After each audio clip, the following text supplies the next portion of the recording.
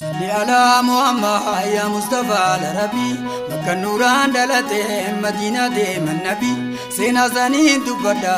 الصحابة نبي صلي على محمد يا مصطفى الربي مكة نوران دلته مدينة من نبي سينا زنين دبدا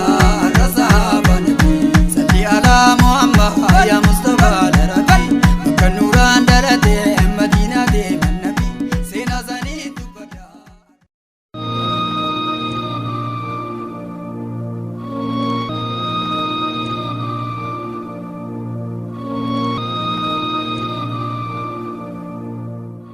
obboleessa isaa barbaadam Yaman irraa godaanuun Makkatti qubateem obboleeyyan biraa uummachuudhaan achitti horeen seenaa hanga guyyaa qiyaamaatti waan gaarii akka isa dubbattu Rabbiin sababa isaaf godheeti jira. Qophii saabaa arraatiin seenaa saabticha Yaasiriifim maatii isaa isin biraan geenyam hanga dhumatti nu hordofaa isinin jennam.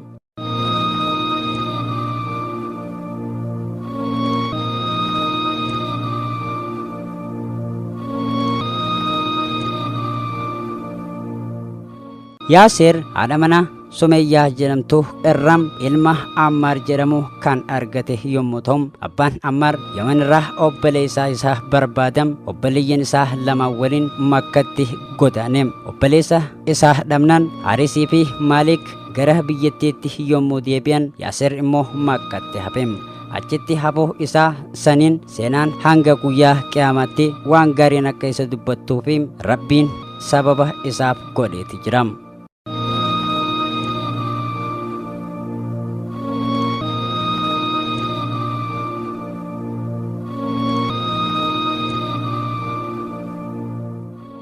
Yaasir Makkarraa firaafim aanaa waan hin qabneef abbaa Huzeyfaa ilma Mugiira kan gosa Makhzuumitti gosa godhachuun gosoomeem akka nagayaan Makka keessa jiraachuu kana raawwateem. Abbaan Huzeyfaam gabrittii isaa tan Sumayyaa bintu Khibaat jedhamtuun Yaasir fuusiseeti tureem. Yaasirii fi Sumayyaan erga wal fuudhanii wajjin turaniin ilma tokko argatan. Ilma isaaniitis itti gammaduun maqaa ganti Yaasir haaluma kanaan abbaa Huzeyfaa jalatti gosa galanii jiraataa osoo jiran Makka keessa ifaan addunyaa fi ilma namaa dukkana baasuuf ifeem nabiyyiin alamaa Makkarraa argameem.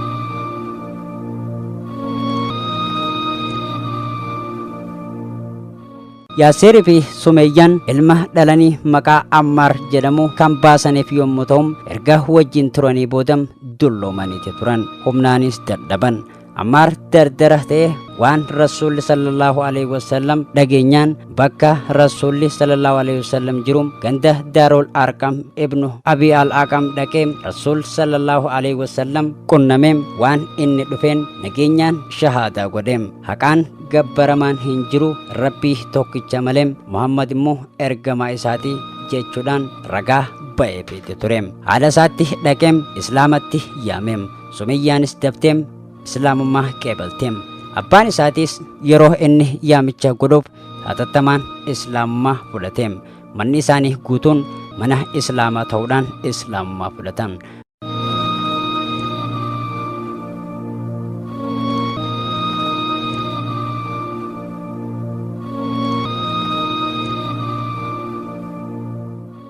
Ganti gosa itti galan ganda abbaa Huzeyfaa Islaama ta'uu isaanii dhageenyaan warri kaan dallanan. Gosti Makhzuum tan gosa itti galanii ni kakatteem. Takkaa Islaama dhiisuu qaban takkaa immoo balaa itti dhuftu qeebaluu qaban jechuudhaan murtii itti dabarsuun itti dhaadatan. Balaan isaan itti dalagan waan bineensatti namni dalagu miti. Qaama isaanii sibiila uffisanii aduu gammoojjii akka malee oowwitu san keessatti affeelaati oolan. Bishaan dhuguu dhorgan. Hanga kokkeen isaanii goggoydutti gogaan isaanii hanga babbaqaqutti hanga dhiigni irraa dhumutti achumatti tursiisuun azaaban. Achitti isaan dhiisanii biraa galan. Boromtaa itti deebuudhaaf azaabni isaan haaluma kanaan yerootti deebi'an azaabni isaan agarsiisan haaluma kanaan itti fufeem.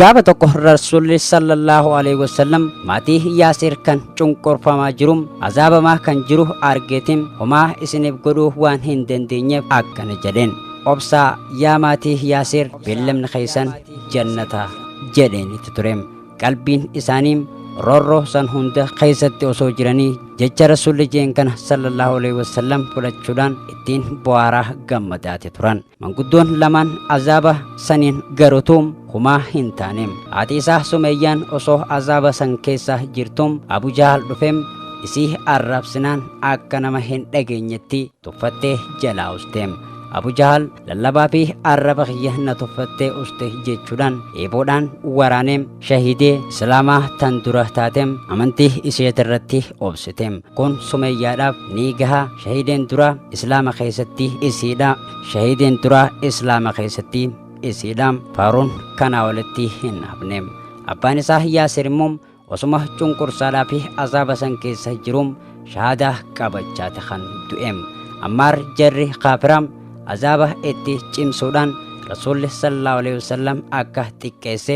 taabota isaanii akka faarsu yoo gaafatan ammaar waan isaan qunname akkanatti rasuula isaatiif ibseem na azaaban hanganatti jabaatuttim hammeenyi isaan natti dalagan osoo gaara irra kaayaniin facaam adawwiin rabbiin aduu keessatti na gubuun isaaniif gahuu dhabdee ibiddaan qaama kiyya na guban akkasitti na gubuudhaafim na rakkoorraa sodaadhee hin deemneem hangaanitti si tuqee yookaan si arrabseem taabota isaanii faarsuttim anis natti jabaannan waan isaan fedhan godhee dhufeem yaa rasuulam jeen qalbiin tee akkam siyaatti yaa ammaar jechuudhaani rasuullis gaafateem ammaaris yaa rasuulam rabbiin qalbii tiyyam islaamummaan sabattuudhaan islaamummattiin amane jeen rasuulli sallallahu alaihi wasallam akkana jedhen wanni takka sirra hin jirtu yoo sitti deebi'an waan jette sanitti deebii je'iin jedhen rabbiin ammaar qulqulleessuuf aayata buuseem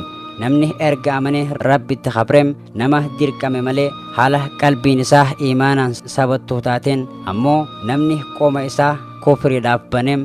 isarratti dallansuun rabbii taatuudha jeenitti tureem ammaas isaaniif azaaba guddaatu jira jeenitti tureem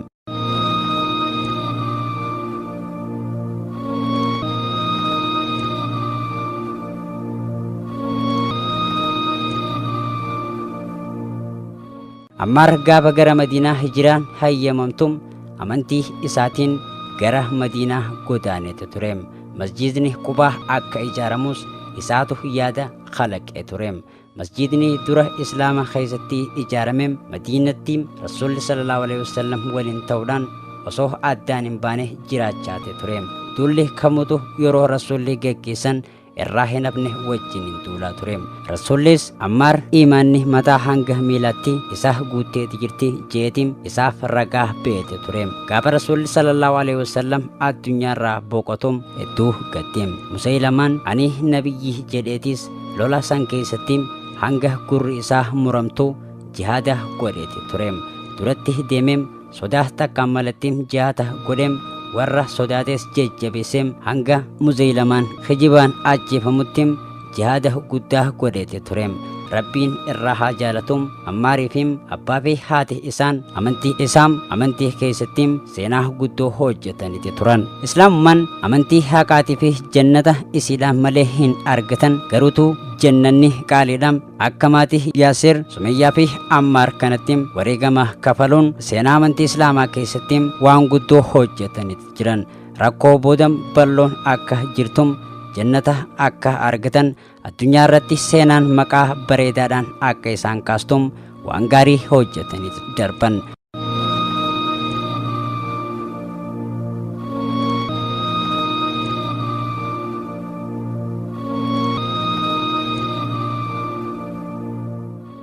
osoo maatiin yaasir islaamaaf rakkachuu baateem silaa arra namni maqaa isaanii beekum tokkolleen hin jirum garuu islaamummaa keessatti wareegama guddaa kafalanii turan diinni yeroo isaan amantii irratti dhiibbaa godhum dura dhaabbachuudhaan obsaa fi rakkoo isaan irra gahe hunda liqimsanii ciniinnatanii bira darbuudhaan seenaa hojjetaniiti turan rasuula rabbiitis nageenya fi rahmanni isaan irratti haa jiraatum isaan cinaa dhaabbachuudhaan waan isaan godhan hundam kan irratti ajajaniifim karaa rabbiin jedhu hundattim wareegama kafalaniiti turan. Hojii isaaniitiif rabbiin irraa haa jaalatum, warra jannata haa godhu jecham seenaa saabaa arram asirratti goolabnam.